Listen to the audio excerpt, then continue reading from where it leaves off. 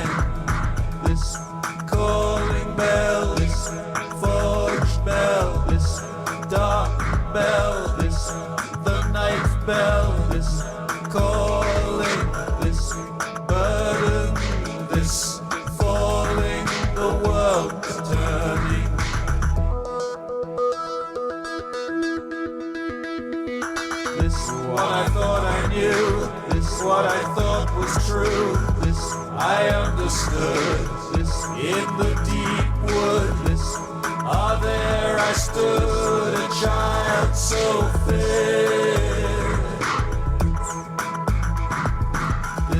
a certain square, down the dirty stairs, to see the table set with golden chairs. Ah, to follow, follow, follow, follow them.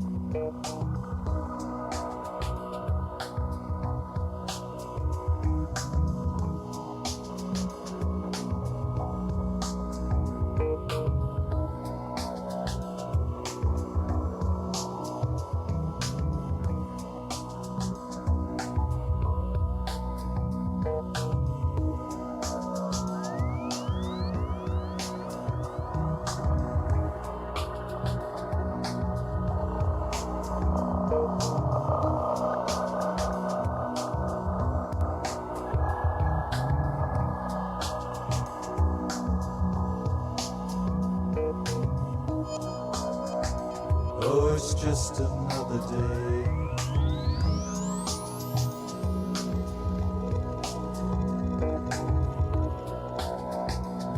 It's just another day on earth.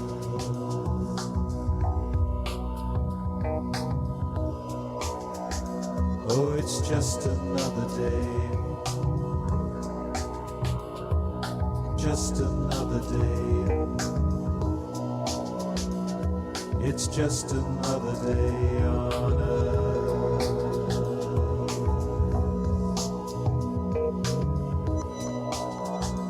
Oh, it's just another day on earth.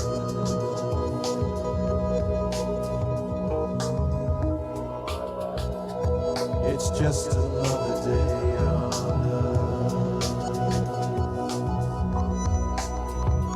One day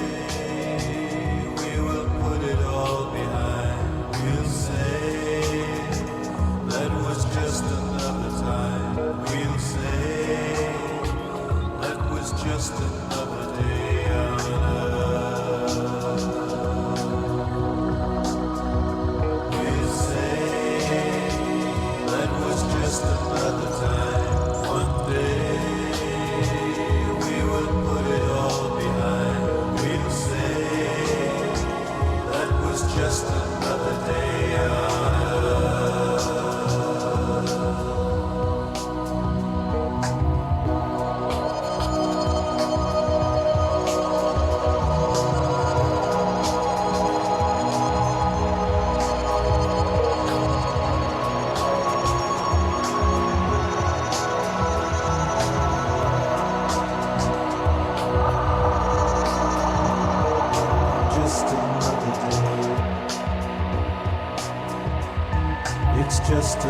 Oh,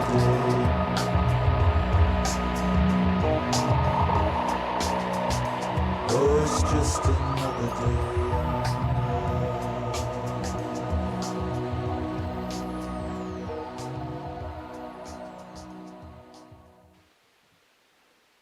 Good evening and welcome to the Mary Lynn Auditorium in the Ron Houston Center for the Performing Arts for this evening's production of Man Cave, written and performed by Tim Mooney. Please remember to keep your masks on during the production. Recording or photography are prohibited. There will be a talkback session immediately following the production. Thank you and enjoy the show.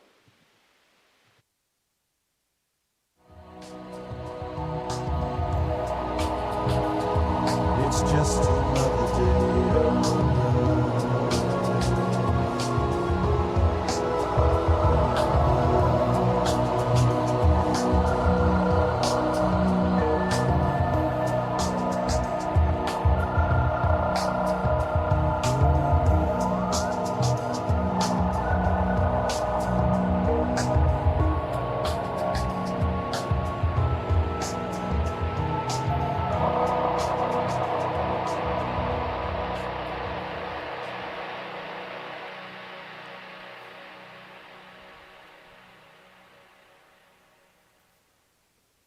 Greetings, Earthlings.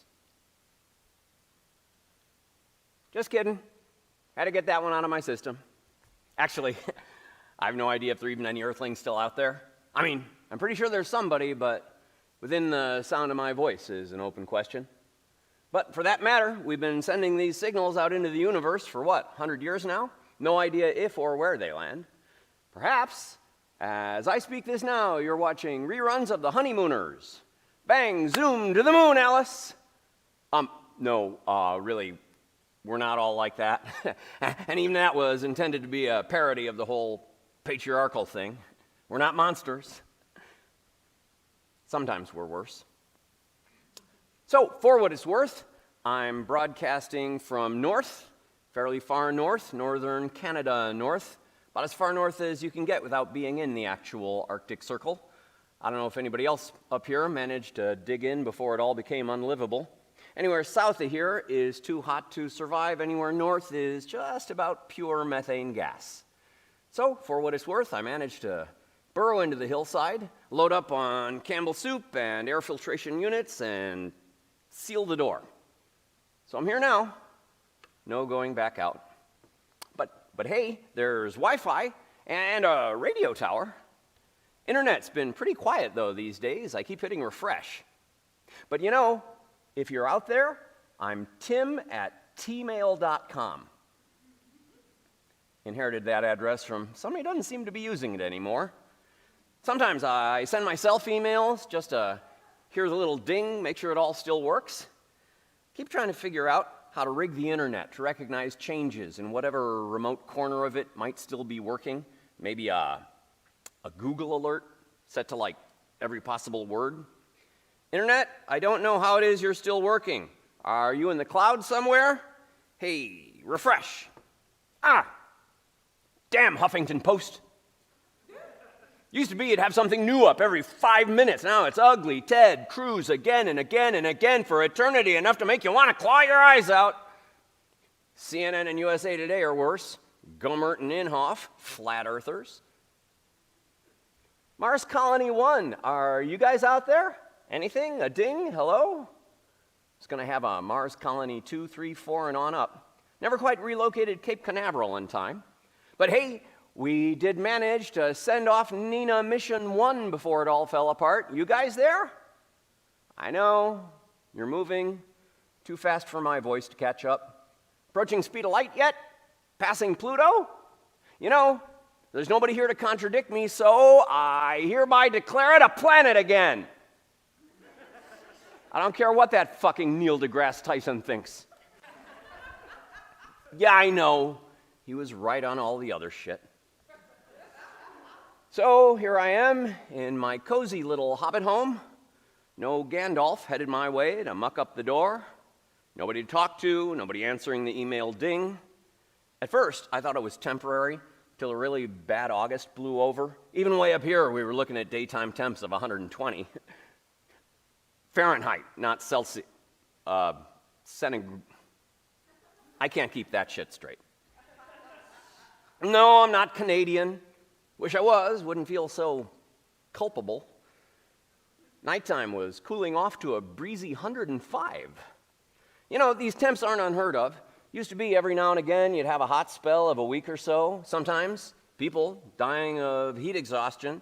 Someplace like Chicago might be 20, 30 people.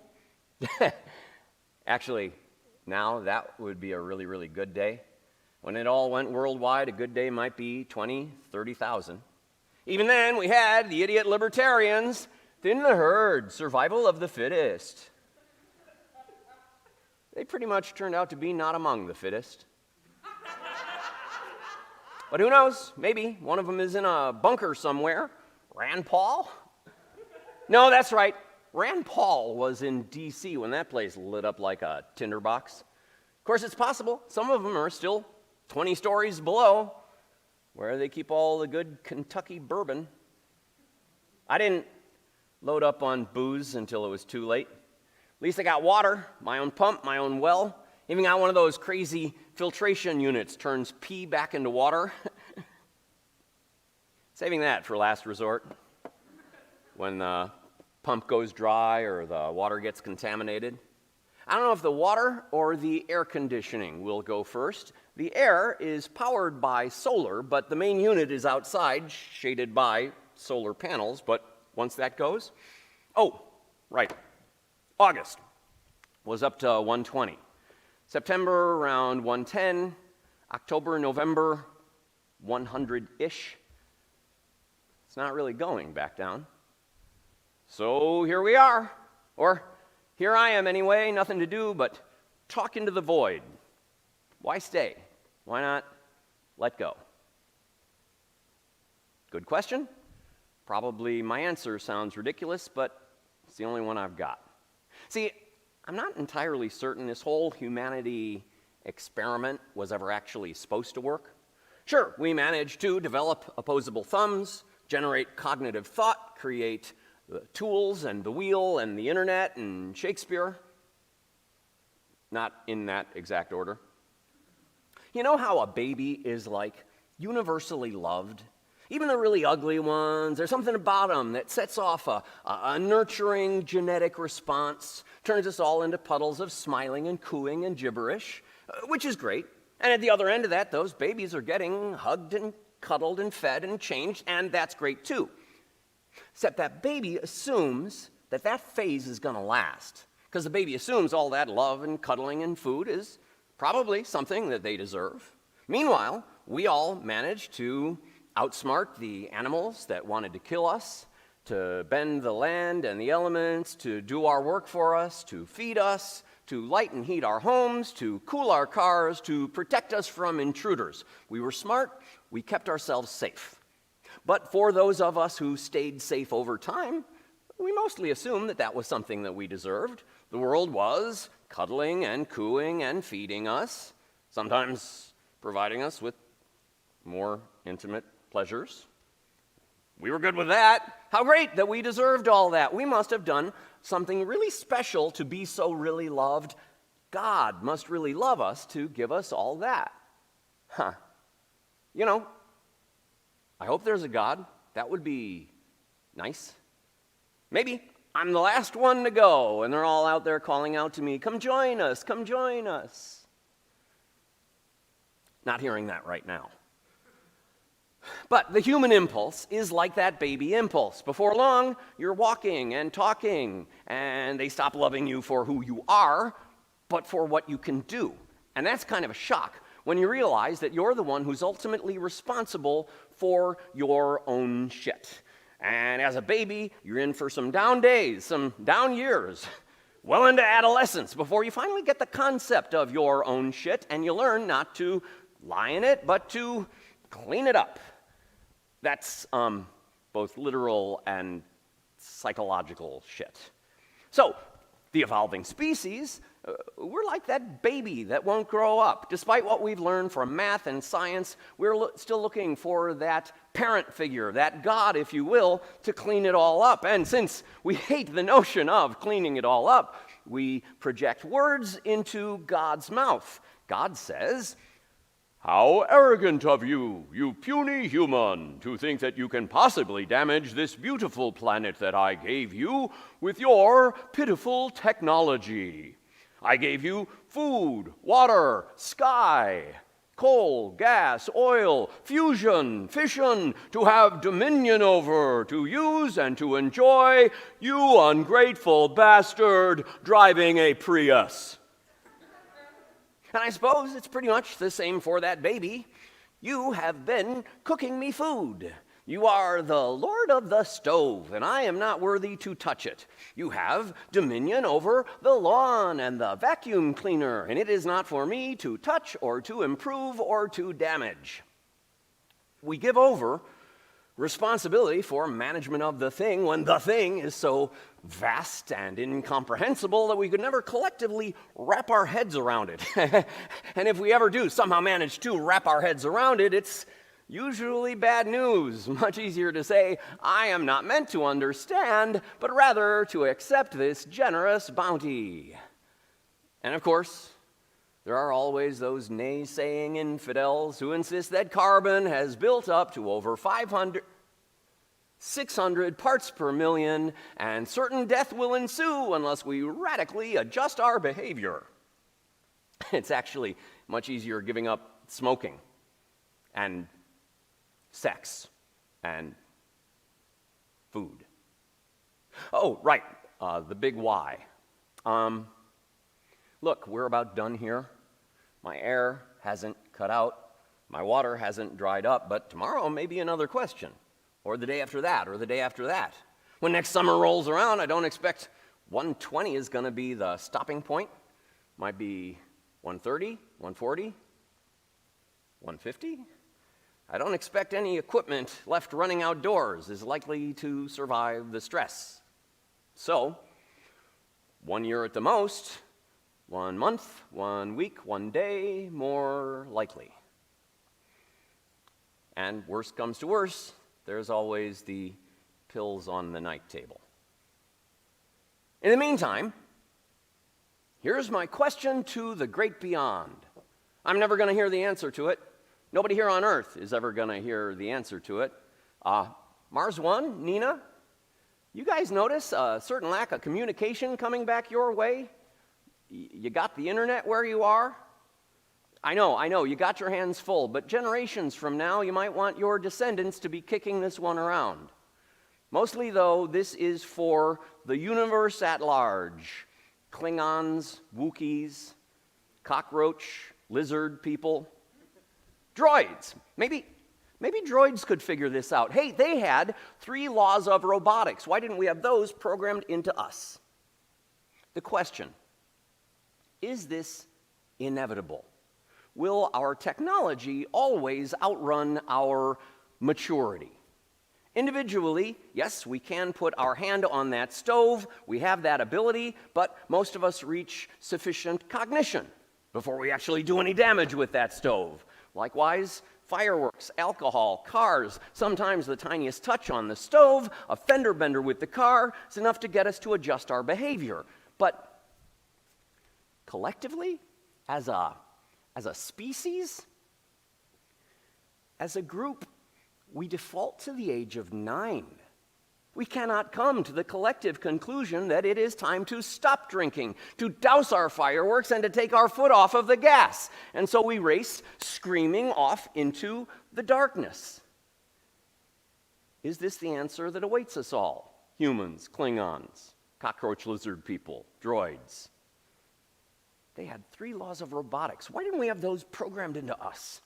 In the billions of worlds that are out there, there must be some tiny fraction that can sustain life. Some evolve slowly. They may still be in the amoeba stage, others faster, perhaps much faster than us. And so, intelligent life, born like a baby into a world of resources, learning to tame the elements.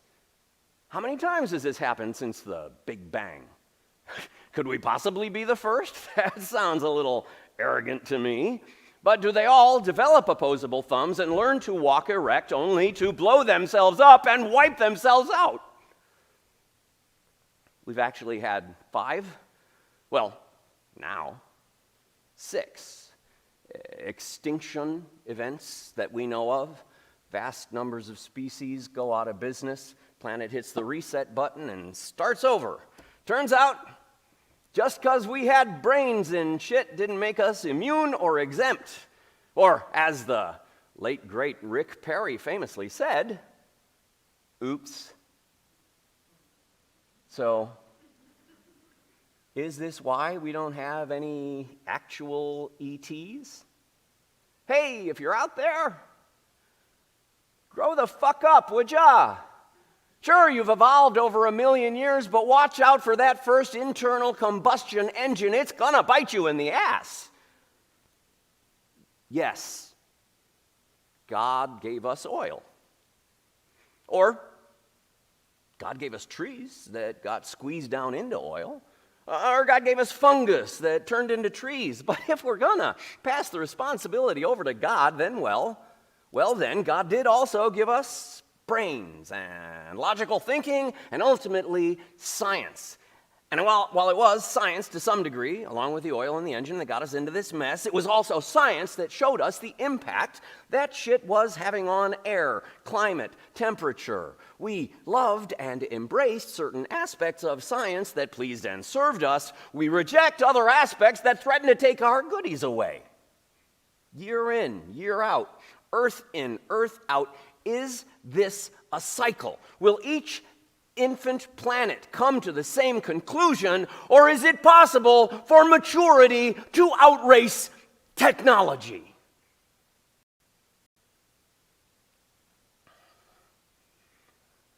How many infant sentient species were there out there that never made it past that first year as toddler? How many are out there now toddling along? How many have been listening to this odd stream of radio waves coming from Earth over the past century? Did you get bored and stop listening? Did you listen long enough to figure out there was some kind of language there? Are you listening now? On the off chance that you're listening now, or are perhaps recording this as some odd stream of bleeps and bloops that you will play back and translate later, I bleed my words into the abyss. What do you think these noises are? Are they God to you? Does God speak to you in bleeps? Probably not if you've been watching American television for the last 30 years. Okay, the God thing. Yeah, all right, let's go with that.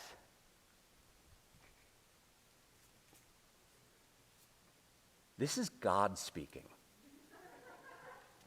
Let me think up some commandments. Okay, here's one. Air conditioning. Whatever planet you grew up on, you evolved into a thinking species without air conditioning. Your planet is, by definition, habitable. Work with it. The impulse to terraform your planet threatens an immeasurable number of species upon whose shoulders you stand far more precariously than you might possibly imagine. And I say this as someone who, A, hates spiders, and B, will likely be dead within 24 hours of his air cutting out. Commandment 2. Stop idling. We drew up laws against idling in our last couple of years. I don't mean laziness, though, of course there's that. There came a time when it became impossible to travel anywhere outdoors without driving while running the air conditioner. But when people arrived at their destination, they couldn't bring themselves to turn that air conditioning off, and so they idled, running the most expensive air conditioner ever developed, belching tons of carbon into the air, all for the sake of cooling down a few cubic feet of space, or even worse, just for the sake of listening to the radio. Towards the end, people were getting torn from their cars. But by that time, you get the idea. Commandment 3, do not get too attached to any given form of technology. Just because you can do it and might use it doesn't mean that you ought to. The average round-trip trans-ocean flight leaves a carbon footprint roughly equivalent to driving the average car through the course of the average year per passenger. Eliminating air travel altogether would have been the equivalent of taking like 1 million cars off of the road per day. But we Pandora'd air travel out of the box and never even thought about putting it back in. We spent centuries yearning to be as free as birds, and the occasional cavity search for the privilege of sitting in a narrow aluminum tube with liquids of no more than 3 ounces was just about as close as we were going to get. But once we had it, and lo, there came upon them the vision of the hockey stick. Not a commandment, just God talking. Somewhere around the turn of the millennium, somebody noticed that the graph of temperatures was oddly reminiscent of a hockey stick, a long, long, long, steady decline reaching back over like 10,000 years, followed by a sudden swoop upwards, initiating around the Industrial Revolution, but never widely noticed or articulated until the 21st century, at which point we all kind of looked at it and said, yeah, that's a warming trend. But we thought we had more time, because it was a hockey stick. It angled down and it angled up. It was an angle. People argued about the meaning of the angle. Some denied it, but it was still an angle. We had time to make a change, to adjust our behavior, to wean our way ever so gradually off of this stuff, starting like first thing tomorrow. We didn't count on that angle continuing to curve, continuing to accelerate, shifting from an angle into a plane. An exponential growth of anything never looks like much at first, but then it builds up quite suddenly. Things don't happen in isolation. Things affect other things, and the other things change. And the changed things impact the first things, making them worse, and the worse things impact the second things, making them terrible, and we hit the wall. In our case, the second thing was the methane. Am I getting too technical with it all? Maybe I should just stop with things affect other things. Okay, well, quickly. We all knew about carbon. It was clouding the air, creating the greenhouse effect, trapping heat, driving up temperatures. It's a bitch. And with the rising temperatures, stuff started to melt. We all knew that it would swell the ocean and wreck the coastline, and all that happened slow at first, but then kind of fast. But along with the icebergs and the glaciers, there was also the permafrost. Stuff that hadn't melted in maybe 10,000 years was now melting in the course of about 10 years, all at once, releasing methane. Yes, farts, shit, gas, bacteria, stuff that had been trapped in the permafrost, which was now nowhere near so perma as it had been cracked up to be. Turns out, methane heats stuff up even more. More ice melts. Less light is reflected away from where ice once was, which generates more heat and sets off a seemingly non-ending series of forest fires, which kick even more carbon into the air, even as they eradicate carbon-reducing, oxygen-producing plant life. And suddenly, lands that used to be able to bear crops are now drier than the Dust Bowl, triggering famine, starvation, sudden spikes of migration, spikes that are redoubled by the rising sea level, which, given that 10% of the world population used to live within 30 feet of sea level, and don't get me started on the way that we planted and abandoned nuclear facilities right there on the shoreline, sets off a secondary flood, this one of refugees. And as if that were not enough, the melting permafrost sets free the mothers of all ancient diseases, which now, like Captain America, are back in the game, hitting us with anthrax, bubonic plague, stuff I'd never even heard of and still can't pronounce financial collapse and the four horsemen of the apocalypse. Each and every individual thing impacts each and every part of every other thing, which in turn recranks up the original thing. It's a feedback loop. But for those of us who still can, just blast the air conditioning, leave the car running, keep flying, jack up the shit that was making the problem bad in the first place, and hold off the refugees as long as you possibly can. And shit gets worse, and wars break out like overnight, and the blood of English shall manure the ground. Things affect other things. A bedtime story. Shit, fuck, shut up, hey, sorry, shake it off.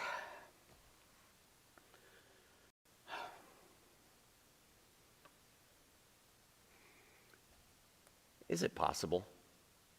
Is it rational? Is it in any way meaningful to fight on behalf of a people you've never met, will never meet, maybe probably don't exist?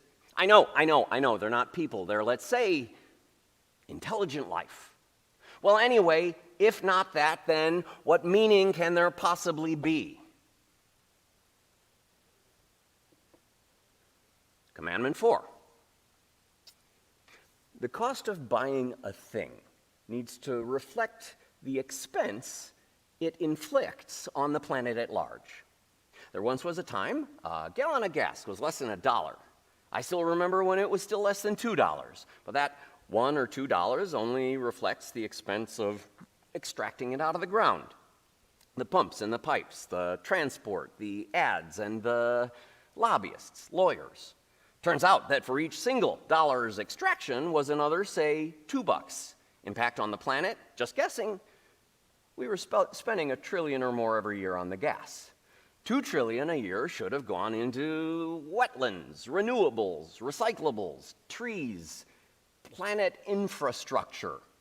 We learned all of this on a personal scale. When we finally got cigarettes were a poison, we just taxed the shit out of it. Nowhere near enough to quite compensate, but most of those people were now dead already. But if every dollar inflicting the damage had to be matched by 2 more for repair, well, we might well have been a bit more discreet about spending that dollar to start with. So then did we tax that $1 of gas? No. We subsidized it. We dropped down the cost of that dollar's extraction to just about 85 cents. The richest of companies yet known to man now paid out near zero in taxes. We collectively said, hey, we need all this shit to survive and succeed, and these bastions of commerce are risking their assets for precious elixirs that make our things go. They must be underwritten. Let us give them great grants and rewards, the shiniest medals for making the wheels of our industry turn as they churn rich black smoke on out into the air. Which brings up number 5.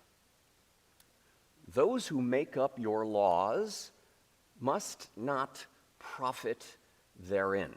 Because each single time they will bow to that magic elixir of profit far more than that vague and uncertain voodoo that your eggheads call science, forcing the $3 trillion cost of your gas on down to a most unsustainable one.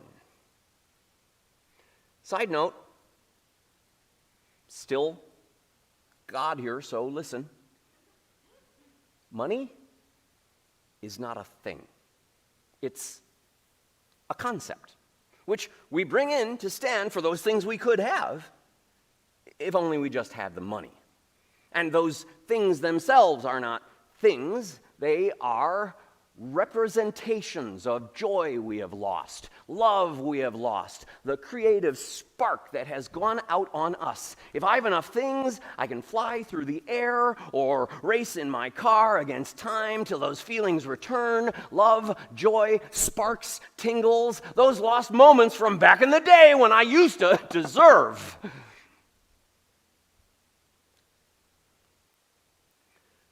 Still, waiting on that ding anytime anyone might well want to weigh in. Really? Sweden? New Zealand? There's somebody there in New Zealand, right? Okay, well then, Proxima Centauri, or Termina Centauri, or some place in between. My voice goes out and you'll hear it in what? 30 years? 3,000 or so? And then you'll talk back, and 6,000 years from this tick, you'll talk to a very hot planet in your unique accent and your own special diction. Of course, I won't be here, nobody will, and you'll have learned English for no good reason, unless maybe you manage to download some Shakespeare. But the planet itself won't be dead. Sure, the roads will all crumble, the buildings collapse, the plastic, that'll still be around. And maybe the last living things to survive will be cockroaches and some fungi. You might find yourself talking to some really fun guy.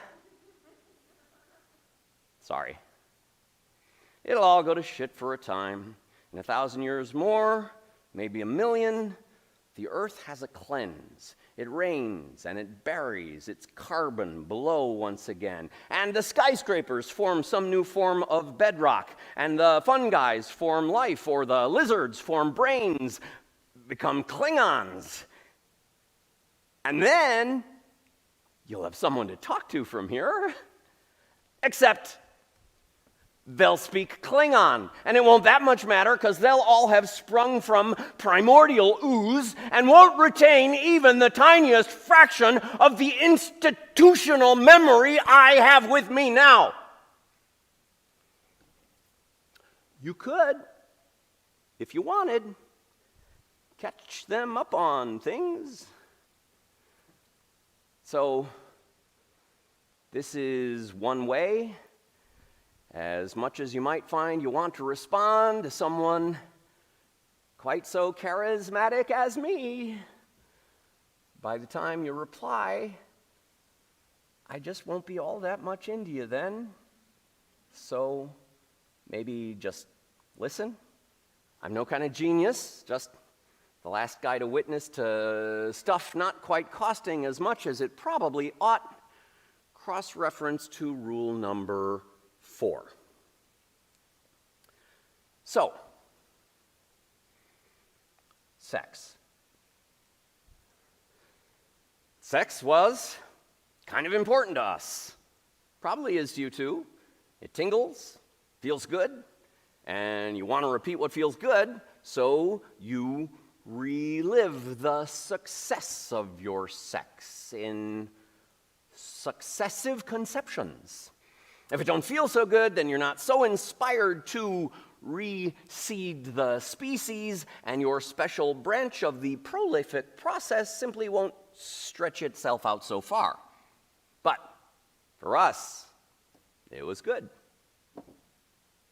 Really good. I remember it. Still engage in it from time to time. Not quite in a way you might quite call productive.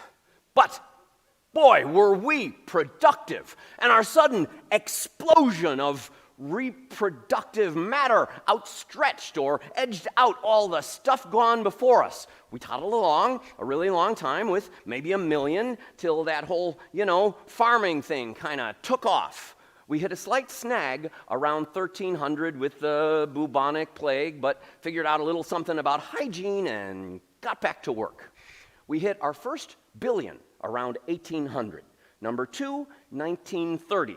and then 1960, and 75, 1990, 2000, 2010, 2020. In just 60 years, we tacked on 5 billion to double and triple the cumulative output of 300,000 long years as a species. The sex was, good.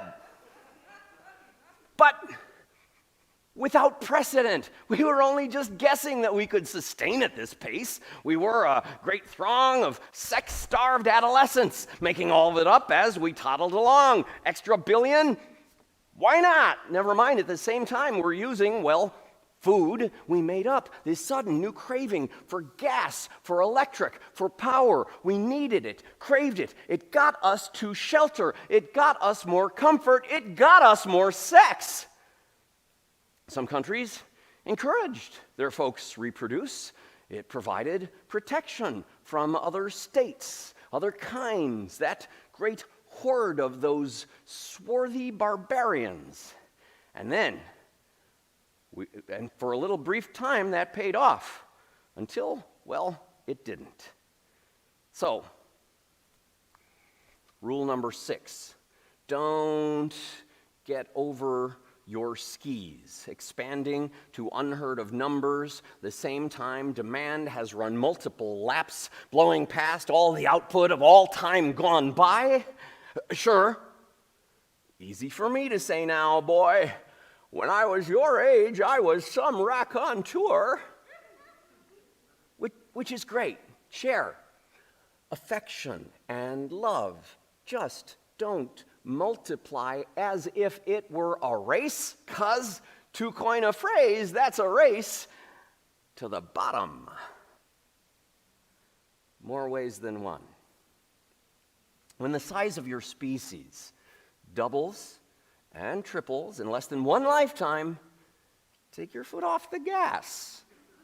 Find alternative ways to stimulate such an addictive sensation. I don't know just why I can't bring myself to talk dirty to some other species. So, speaking of races, at each stage of the game, you find that you're faced with illusion of some competition. It's us against those that are not blessed by God, or us against the barbarians. It's us against the spotted owl. It's us against the Zika virus. Okay, maybe that one, but on the whole, not.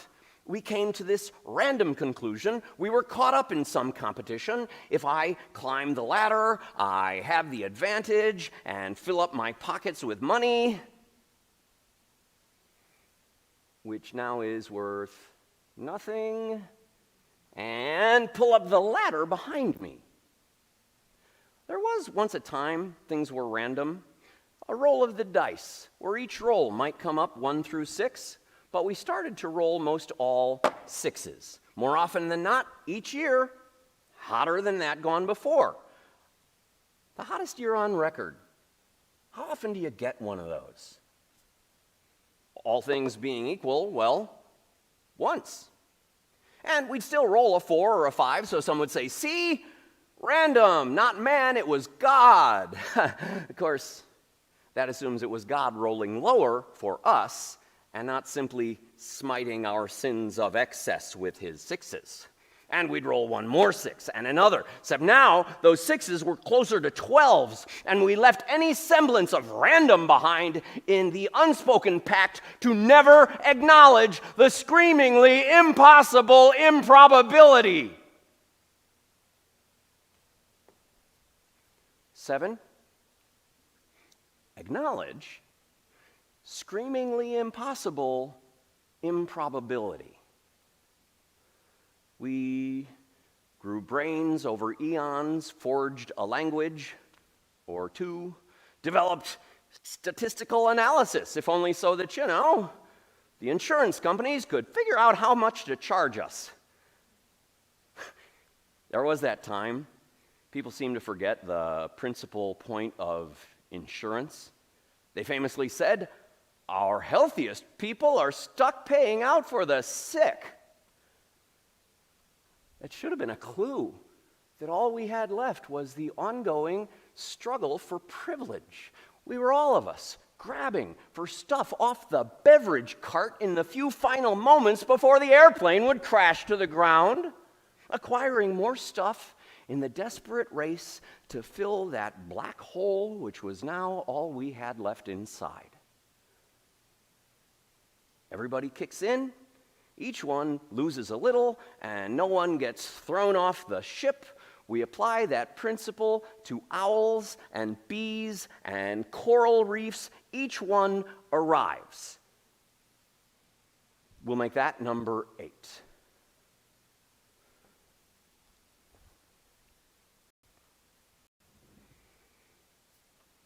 Okay, here's the thing.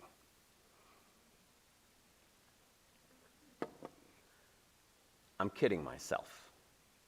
I talk to a you that I'll never know, broadcast to a planet that lives in my brain, and even if there might yet be some you in some state of awareness on some somehow survivable planet out there, even if you're out there, the chance I catch you in the brief microsecond of geo-astrophysical time in which you're equipped to catch radio waves, but haven't as yet wiped yourselves off the map, are maybe 1 billion to 1. And yet, microscopic as those odds might be, they are not yet 0. And as far away as you are, maybe separation is just an illusion. Maybe difference is an illusion. Communication, maybe me sitting here working through all this shit on some empty planet with no one to hear at least stirs a shift here in me. And maybe my shift in some way, somehow, somewhere is felt, say, Tralfamador, that planet so far and so very much different from me. And perhaps that far corner, that ugly, unrecognizable race of Tralfamadorians somehow is me, is connected by some not yet knowable thread. A thread as unknowable to me here now as radio waves were 200 years past. Or not. Likely not. Number 9. Corporations are made up of people, my friend, but cannot be people. A robot may well be no part human being, but robots can't consciously injure a human, or through some inaction allow that a human might so come to harm. Corporations must act to maximize profit, or otherwise risk getting sued by investors. It was under this guise corporations had hid what they were well aware would heat up the planet and leave it a wasteland. So, which of these two would you call Terminator? Which of these is more like people, my friend? Which of these has the freedom to obey the commandment to do unto others as you would have them likewise do unto you? Okay, number 10. We ignore it all until we can't. And then it's too late. Deep down, we all knew where it was we were headed and what we most needed to do to correct it, but we hadn't as yet hit the impasse that ended the advantage of comforts we'd come to enjoy. Because, we had freedom. And freedom, well, freedom is awesome. Unilateral surrender of coveted comforts would mean sharp defeat in the harsh competition of conspicuous consumption we were all convinced we were caught in. So we shrug and enjoy what's yet left, while sighing, well, it's too late now. The inertia has gathered a force of such weight, no action I take might save anything. It's just a fait accompli. So, instead of the struggle, we indulge that much more, if only to get past this issue that's hanging uncomfortably, awkwardly over our heads, like the diet that now only serves to remind us of just how much we like French fries. We're effectively telling the next generation they should just go F themselves. While I might want to give up and jump off that cliff, I've no ethical right to pull all those others along in my wake. If all I might offer is but one more day to the next generation, then I owe them that day, or that hour, that minute. The last generation, on the worst of their days, did at least as much as that for me. Which is easy for me here to say. I score kind of poorly on plays well with others. Look, I had this job, demanded some travel, a shit ton of driving, and that much more carbon kicked into the air. I was doing good work. I made people happy. I mostly meant well, at least on occasions when it was convenient. I planned out this move here up north for me and my Rosie. We followed the patterns of temperature, methane, made our best guess. We bought up some land and hollowed the hill, insulated it, filled the largest of pantries with so many cans I look like I'm living inside Andy Warhol's worst nightmare.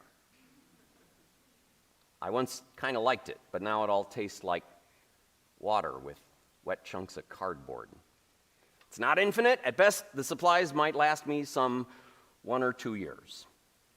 I bolstered the door with lead lining and bolts and kept on with driving my route until that day arrived, half the country on fire, and there was just no going back past the border, or at least no excuse to continue. They put up that wall pretty quick. And there I was to the north side of the wall, and Rosie on down to the south. She said, "No, go ahead. I'll find my way over. I'll meet you on back in the bunker." So I pushed on back north and locked in. And here on my screen, saw the myriad fires as they swept across the plains. At first, they would fight with the fires, and then they just ran. And from inside my hill, I saw all this unfold. And within some 2 months, maybe less, most everything south of that wall was just pretty much gone. And I sealed up my door, and I shut myself in, and hoped no one would notice the door in the side of a hill, now encircled with odd solar panels, which gave shade to a lone air conditioning unit, which continued to run in the service of nothing. It was almost as if some dead miser had furnished his sepulcher with central air, which, if not true yet, it will quite soon be, almost any moment from now. Ding, why don't you ding already? Sorry. So, these things drew attention as the crowds fled the heat and the fire and the sense that their brains were now boiling inside of their heads. They worked north and more north. A handful or so would trip over my door. They weren't stupid. A door, solar panels, the hum of a fan. They knew I was there. And some would hold up and put it together and knock at my door. Politely at first, and then a bit more firmly, apologetic, insistent. Hello, is there anyone home?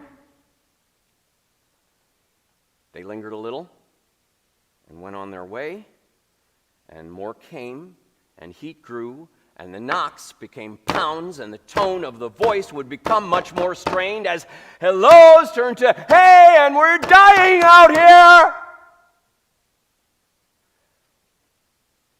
And I watched as I sat, and I froze in my place, my most temperate place, where I would survive as but one man alone. Because stores for one man for 2 years would only last 1 year for 2, or 6 months for 4, or 3 months for 8. And once letting in one, I'd no way to restrain just how many more might yet squeeze on in through. So, all that stuff I just said sounds good in the abstract till it's just you and the others, and suddenly, yes, it is competition between you and the others who get thrown off the ship because we don't all quite get there together. So, all that stuff I just said was just stuff I just said. It's the person I wished I'd have been. So, take those commandments for just what they're worth, because they don't come from God, just a guy who failed at each step to step up to each one. But maybe you get ahead of the curve, the hockey stick curve that turns into a wall, and adjust your behavior before all you see is how it's turned now, each man for himself. You can watch for the signs.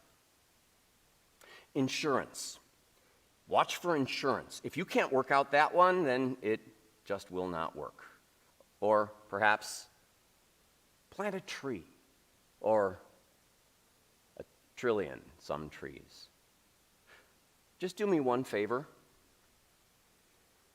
Record this and send it ahead to the next and the next, to the Klingons, the Vulcans, the Tralfamadorians, or maybe the folks on the opposite side of your planet, because water and air,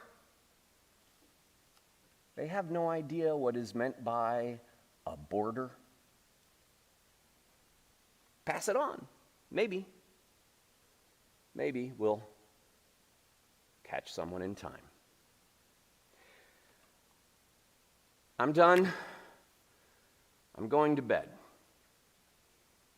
I have doubts on if I'll be getting back up. This is Tim signing off, October 29th, 2030.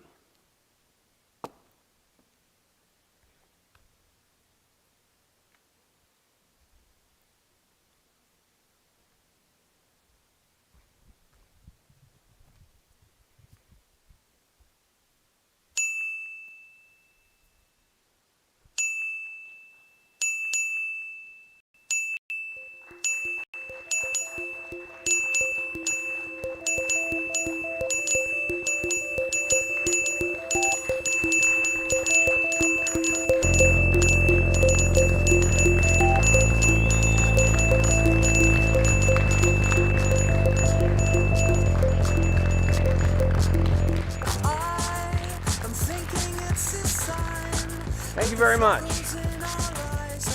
Thank you so very much. So glad that you were here and able to make this happen. So nice to see everyone so cleanly spaced out. I usually perform for audience this much spaced out, but never like on purpose. We've got just a couple things to mention. Number one is you were given a program on your way in. That is only one half of the actual program. I keep the second half restrained from you until after the show, which you can pick that up on your way out. It contains the listing of the 10 Commandments, just in case you're curious and want to have those to refer to at some point. Also, let's see, what else do I have to announce? Just that I'm available here for a bit of a talk back. If you want to take off and call it a night, that's fine. But if this, number one, I hope you enjoy it. But if enjoyed is not the word, perhaps appreciated might also be relevant here. But if you've got, I'm sending virtual hugs to everyone, since I can't give actual hugs to everybody in case this leaves you in a frame of mind that is less than happy. So I would love to have a chat. If there's any questions that you have, either about the science of this or the art of this, I would love to engage you for a few minutes in that. Let me just pull a chair up for a moment. Please excuse the boxer shorts. And I'm here for you. I'm not wearing my glasses at the moment, so just wave broadly if you have anything to say or ask. Yes, sir. This actually came from somebody who's mentioned in your program. Dan Kinch had a one-man show about climate change. And his one-man show, I saw it May of 2017. And I had been aware of and generally feeling guilty about climate change because I kind of am this guy in the show, because my touring, I put about 40,000 miles on my car every year, and so I'm currently, having been touring for almost 20 years now, I'm coming up on 750,000 miles and 1 million before too long, probably. And so I was generally feeling guilty about that, but when I saw his show, realizing how fast all of this could go south, or north for that matter, I realized I needed to do something about it. Whatever I could contribute to this experience. And so his show was one in which he stood in the present and projected forward in terms of what's likely to come in the future. And I could feel people resisting that likelihood or possibility because they had been told by the TV that we've got 50 to 100 years before we really even have to worry about anything. And that's becoming more and more clearly not true. But I thought that I could do a show that might lighten up on the resistance if I could jump into the future and look backwards and say, here's how we got here. And so that, because people in science fiction, you tend to identify with the human beings in the film or the play, and you don't necessarily question their truths so heavily. And so once you've accepted me as a human being, you're likely to accept what probably brought me to this point, and then you're in a vulnerable position where you will maybe listen and hear the scientific possibility a little more readily. So I wanted to create that play based on his play, which was based on the work of Guy McPherson, who is one of the leading experts in the science or the notion of near-term human extinction.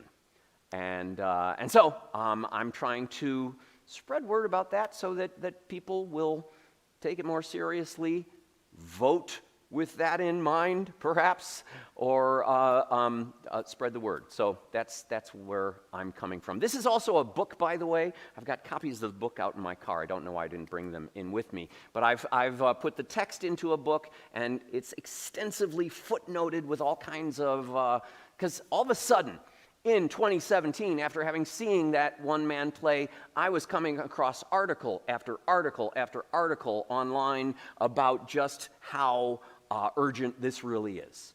And I just knew that with all that information percolating up there, somehow I had to express it in some way. And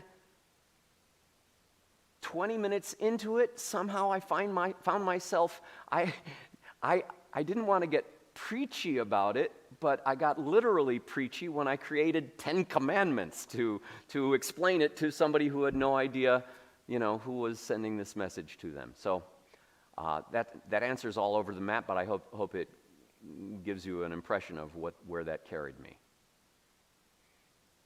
Back there. At the end, you say the year is 2030.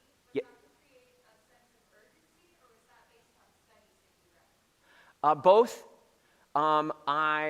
The studies that I'm referring to really do see this going south very quickly, and if you followed the last couple of years, the fires out in California, down in Australia, and then coming back again this year, even worse in California than they were, this could all go south very, very, very quickly. I chose that particular date, which is obviously exactly 10 years into the future, as a way of saying, I don't know when this is going to happen, but let's say 10 years. 10 years is far enough out that there's at least time to adjust our behavior in some way. But it's not so far out that we say, we've got time. So that's just a kind of a psychological, everyone here knows what 10 years is like.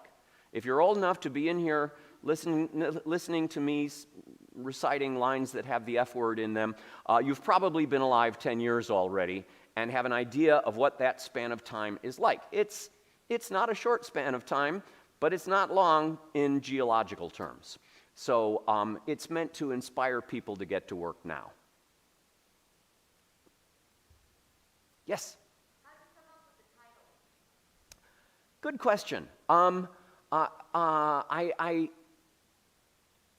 I thought of this guy, dug in a hole in a hill in Canada.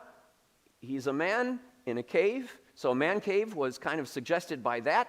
And man cave is also a kind of a hip phrase about, a guy's basement decorated in, football regalia or whatever, with big screen TV. So it just felt resonant to me in some way. I fear that it might drive some people away from coming to it because they think it's about some basement with football regalia in it. But once people get past that, but also it points back to a primitive time of ancient society when we actually did live in caves, because this play is not only about the future, but it's about how we got here and our anthropological development.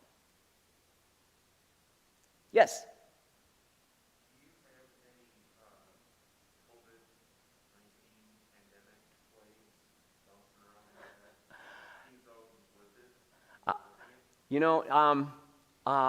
Not yet, but I might. This one, the obvious, I was performing this show at a festival in Fresno, California, mid-March, early to mid-March. And it was a 2-week festival, and the first weekend it was, people were mildly amused and moved by this. Middle of that week, they canceled basketball. And what's his name and his wife got, Tom Hanks and his wife got COVID in Australia. And suddenly it was very real. And that next weekend, we hadn't shut down the theaters quite yet by that next weekend, and there were some people still coming to see the show.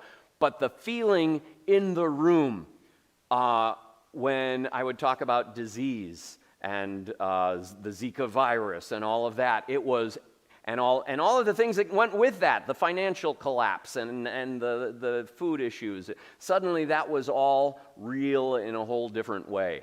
So it's the play was the same, but the impact was 100% different. I don't know what I'd have to say about COVID. It would take some time to get out of the absurdity of the existence we're living in now when we are doing relatively nothing about it. Because I think the only way to address that absurdity has been with comedy so far, and I'm not ready to write a comedy about hundreds of thousands of people passing on. So, last question. Yes? What's your favorite part about the whole production? About this? I think that it's that it gets laughs sometimes. I mean, those are the moments that I know that people are still with me and connected. So in the life of this play, I get excited about that. I like, feeling the tension underneath when, for instance, I'm spelling out how many billions of people we've added to the population in such a short time. It's like, and just the things where I feel light bulbs going off. The airplane transocean flights being the equivalent of driving the average car per the average year per passenger.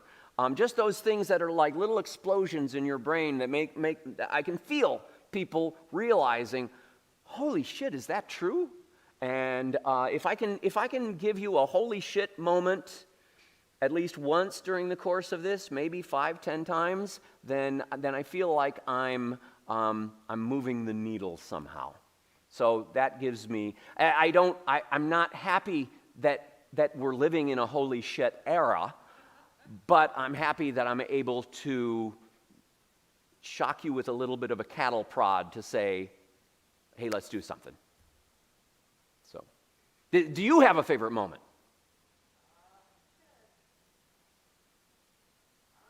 Okay. Well, thank you very much.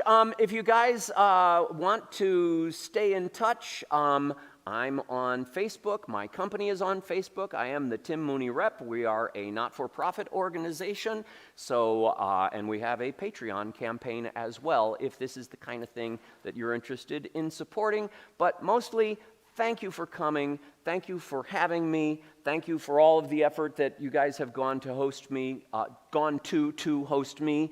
And I hope to see you again very soon. By the way, tomorrow at what time?